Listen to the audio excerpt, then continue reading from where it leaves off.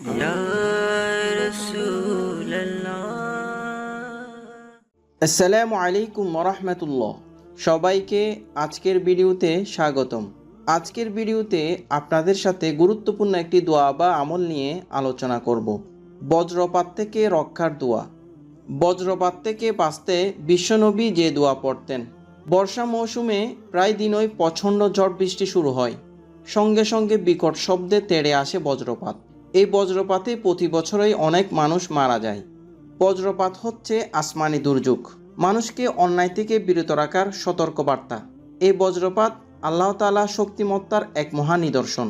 তিনি ইচ্ছা করলে যে কাউকেই এই বজ্রপাতের মাধ্যমে শাস্তি দিতে পারেন। আবার মানুষও এই বজ্রপাত থেকে সর্বোত্তম শিক্ষা নিতে পারে।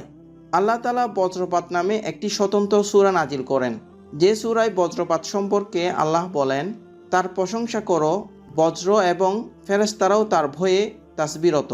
তিনি বজ্রপাত করেন, অতঃপর যাকে ইচ্ছা তিনি বজ্রপাত দ্বারা আঘাত করেন। এরপরও তারা আল্লাহ সম্পর্কে বিতর্ক করে, অথচ তিনি মহাশক্তিশালী। প্রিয় নবী সাল্লাল্লাহু আলাইহি ওয়াসাল্লাম তার উম্মতকে আসমানি দুর্যোগ বজ্রপাত থেকে বেঁচে থাকতে শিখিয়েছেন দোয়া। যারা এই দোয়া পড়বে আল্লাহ তাআলা তাদেরকে বজ্রপাতের ক্ষতি থেকে হেফাজত করবেন। হাদিসে এসেছে, হযরত আব্দুল্লাহ ইবনে উমর রাদিয়াল্লাহু তাআলা আনহু তার বাবা থেকে বর্ণনা করেছেন, রাসূলুল্লাহ সাল্লাল্লাহু আলাইহি ওয়াসাল্লাম যখন বজ্রের শব্দ শুনতেন বা বিদ্যুতের চমক দেখতেন, তখন সঙ্গে সঙ্গে বলতেন, আল্লাহুম্মা লা তাকতুলনা বিগদাবিকা ওয়া লা তুহলিকনা বিআযাবিকা ওয়া আফিনা ক্বাবলা যালিক।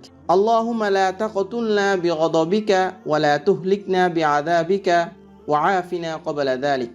অর্থ, হে আল্লাহ, আপনি আমাকে আপনার গজব দিয়ে হত্যা করে দিবেন না এবং আপনার আযাব দিয়ে ধ্বংস করে দিবেন না। এসবের আগেই আপনি আমাকে পরিত্রাণ দিন। আল্লাহ তাআলা মুসলিম উম্মাহকে আসমানি দুর্যোগ বজ্রপাত থেকে মুক্ত থাকতে প্রিয় নবী সাল্লাল্লাহু আলাইহি ওয়াসাল্লামের শেখানো দোয়া পড়ার তৌফিক দান করুন। আল্লাহুম্মা আমিন।